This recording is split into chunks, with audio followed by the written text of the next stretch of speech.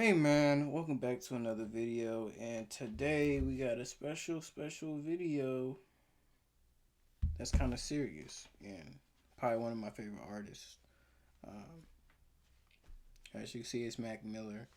Uh, it's the sad truth, sad story behind Mac Miller's overdose. And I collect vinyls, and I love music, and I like his older music.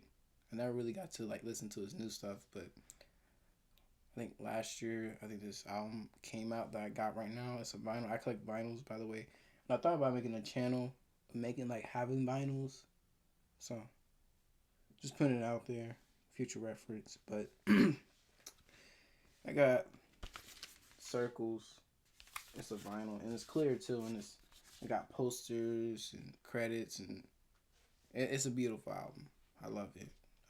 It's probably one of the top Mac Miller albums I love so far from him.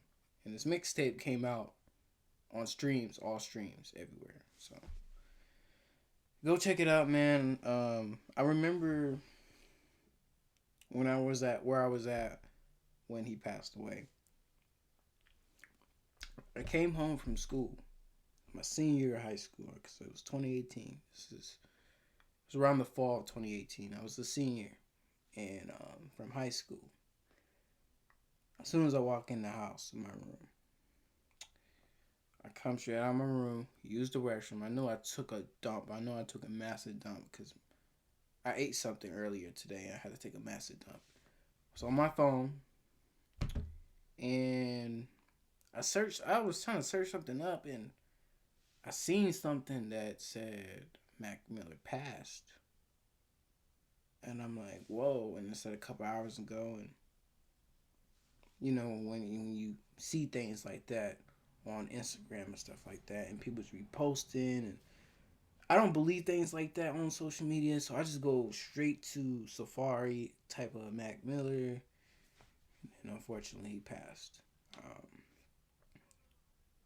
And if you're going through substance abuse, talk to someone. If you feel like you have demons, talk to someone, because there are people out there, which is your friends, family members, etc., wants to help you out. It's just sad that he was still young, 26 years old. In 20 years, he'll be 46. This man didn't even experience full life.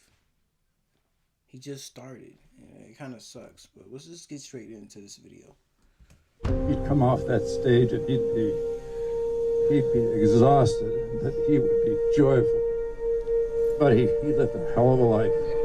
In the 26 years he was with us, he made our lives so different. I'm going to end with something you're probably not going to want to hear.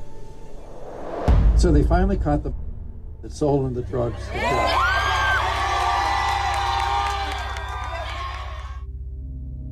At 11:07 p.m. on September 4, 2018, hip-hop artist Mac Miller would text his dealer Cameron Pettit in an attempt to purchase various substances. Mac Miller: Yo, Cameron Pettit. Yo, what's up? Did you hear back about Adderall? No, couldn't find. Hold on. Wait, who's Mac? Okay, wait. In an attempt to purchase various substances. Mac Miller: Yo. Mac Miller, yo. Oh, okay, that's his real government name. Okay. And then Pat, okay. Cameron Pettit: Yo, what's up? Did you hear back about Adderall? No, couldn't find any. All good. You don't have any lean, do you? Perks? I got some 2 milligram Dilaudid, but that's about it. I could get some yellows and blues, though. Blues is in perks? Yeah, 30 milligrams. Those are my favorite, man. When can you get them? Probably in an hour or two. They're $30 each. Any chance I can get 10 of those? 10 bars and a ball? Yeah, for sure. I'll get back to you when I'm about to pick them up. For sure. Could you actually drop them off at the studio?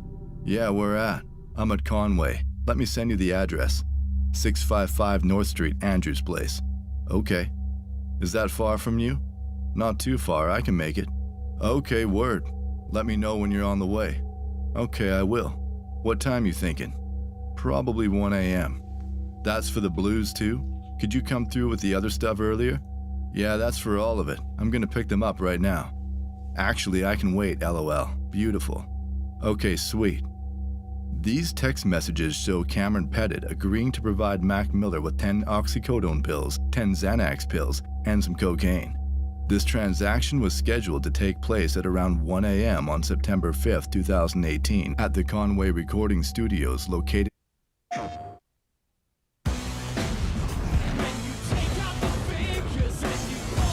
at 655 North Street, Andrews Place. At 12:56 a.m., just 4 minutes before the scheduled exchange, Mac Miller would once again send a message to Cameron Pettit saying, "Yo, yo." 8 minutes later at 1:04 a.m., Mac Miller would send Cameron Pettit another text message asking, "Where you at?" Mac Miller would then follow up with a third text message containing a single question mark. After waiting around for another 8 minutes and still no reply from Cameron, Mac Miller would begin to text message Mia Johansson, the woman who introduced Mac to Cameron. Mac Miller. You know, it's crazy that I did not know that his addiction was so serious. It got to the point that not even 10 minutes he had to ask someone else. And I feel like God was just telling him, it was just like a message, like God was just trying to try to keep him. But I just feel like he didn't learn from it, and once you're in a dark place, you're so blind of what you're doing to yourself, and I just feel like God told him to come home, But yeah, let's get straight into it. is supposed to be pulling up, but he's not answering. Mia Johansson. I don't know, hun. Is there anybody else with the stuff? I can send some with a girl, lol. I need a few things. I have everything, lol. Snow bars and blue perks? I have it all. Do you have lean, too? No lean, lol, but I have Adderall and Oxy. What's Perks? up the LOLs? I have Norco. That's nothing funny. What milligram are the Oxy and Norco? The Oxys are 30 milligrams and the Norco is 10 milligrams. So the Oxys are little? Yes, it's a little blue pill. Can I get 5 of those, 5 bars and a gram of snow?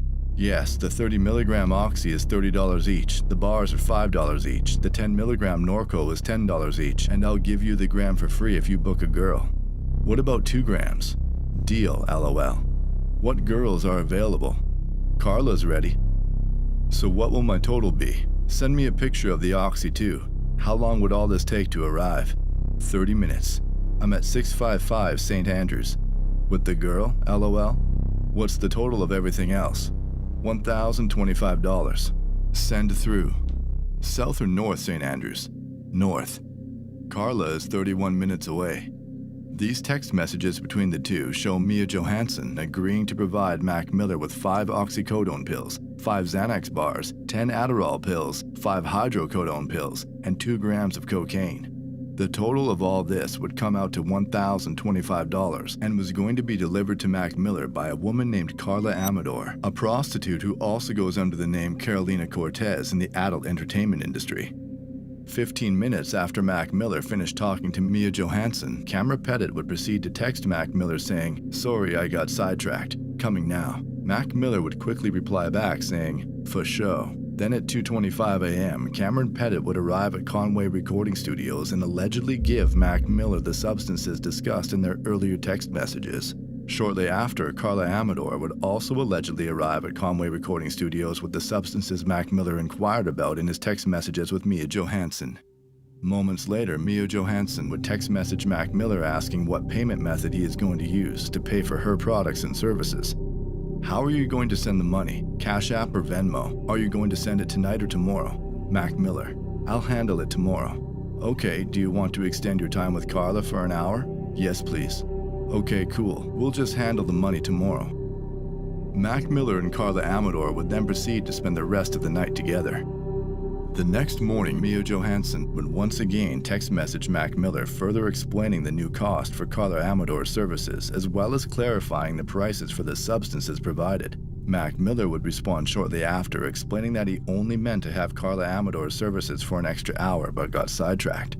2 days later, on September 7, 2018, Mac Miller's personal assistant, Sam Motivassel, would be doing his daily checkup on Mac Miller at his San Fernando Valley, California home, only to find Mac Miller unresponsive in a praying position on his bed at around 11:30 a.m. that morning.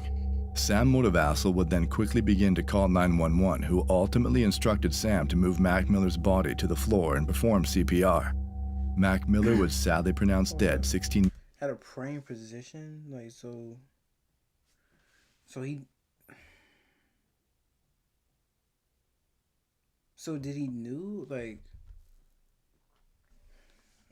minutes after the call. Immediately after Mac Miller's sudden death, detectives began investigating the crime scene, where they ended up finding a plastic bag in a coat pocket in Mac Miller's bathroom. Inside the plastic bag were all but 5 of the pills he purchased from both Cameron Pettit and Mia Johansson. These pills would soon be brought in for testing, where it would be revealed that all of the substances provided by Mia Johansson and Carla Amador were real and authentic, while Cameron Pettit's oxycodone would test positive for fentanyl, a powerful synthetic opioid that is 50 times more potent than heroin. Out of the 5 pills Mac Miller consumed, 4 were the counterfeit oxycodone pills that Cameron Pettit allegedly supplied. This would later be confirmed after post-mortem toxicology results would show that Mac Miller died from mixed drug toxicity involving fentanyl, cocaine, and ethanol. Wow. The news about Mac Miller's death would soon begin to spread all over the internet, with multiple media outlets reporting the story. Shortly after the news broke, Cameron Pettit would begin to direct message an individual the feds nicknamed PR on Instagram. Cameron Pettit: "Hi, PR, you good? I'm not great. Talk to me." Oh, so you're not great. Oh, so you're not great. So you just never thought that he would just OD. You just never just occurred in your mind like, hey, nah, like. I just don't understand. Once you give someone substance like that, there can be a risk of them ODing and dying. Nah. Like, what? And then she goes, most likely will die in jail. You need to, because you killed someone. Yeah, frown face emotion basically was an emoji. Dang it. And then the PR is basically the feds. She don't even know it. Nothing has happened yet, but might. That's crazy. Likely, I will die in jail. That's crazy. I've been worried about you all day. Don't say that. Yeah, dang it. What do you mean? You're just paranoid. Nothing has happened yet, but it might, and I'm nervous. Yeah, don't think negatively, okay? Try not to stress. Let me read this.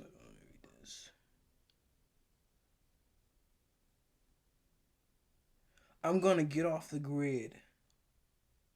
Move to another. Wow, you're such a coward. So you wasn't thinking about this before you gave him the substance. You was worried about getting that bag, though. You was worried about getting that bag of the money, right? You didn't worry. You didn't care. You didn't care. This man had a addiction, and you was fully aware. You took advantage of it, and you thought he was gonna get money out of it.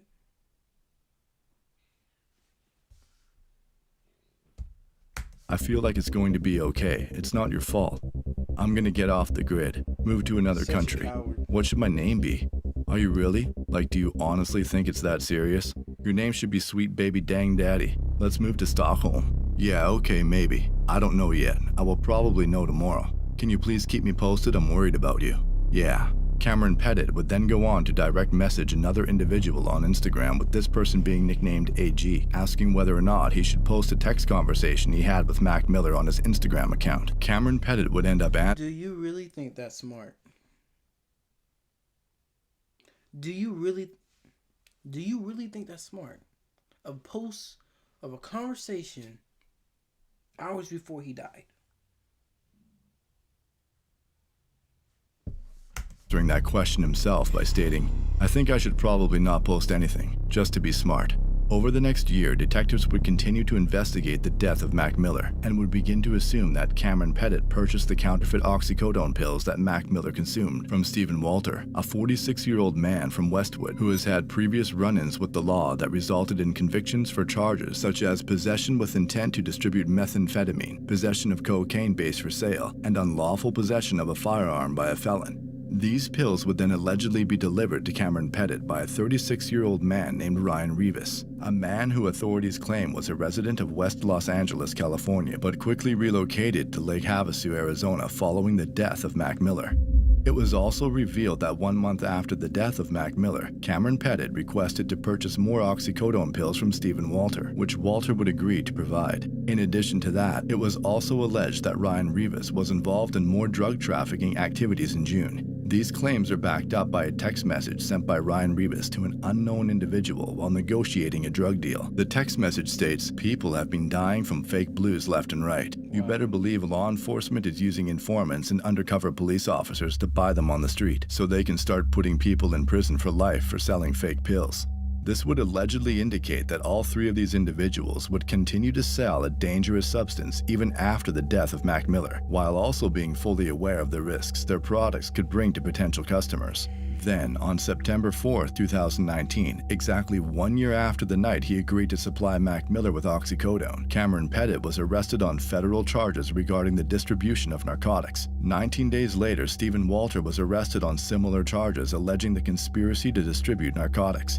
3 days after Stephen Walter's arrest, the DEA raided Ryan Rivas' home in Lake Havasu, Arizona, where they would uncover prescription pills, guns, and ammunition. Ryan Rivas would also be brought into custody with similar charges shortly after. Cameron Pettit, Stephen Walter, and Ryan Rivas are due in court for trial on November 16, 2021. All three men are facing potential life sentences. Yes. Throw away the key. And I don't want to see that key. Burn that key. Burn that key. Actually bury it. Flush it in the toilet. Throw it in the ocean. People like this don't deserve to walk out free. And you knew the risk. You're selling fake blues. So one fake one can just be fatal. That's crazy.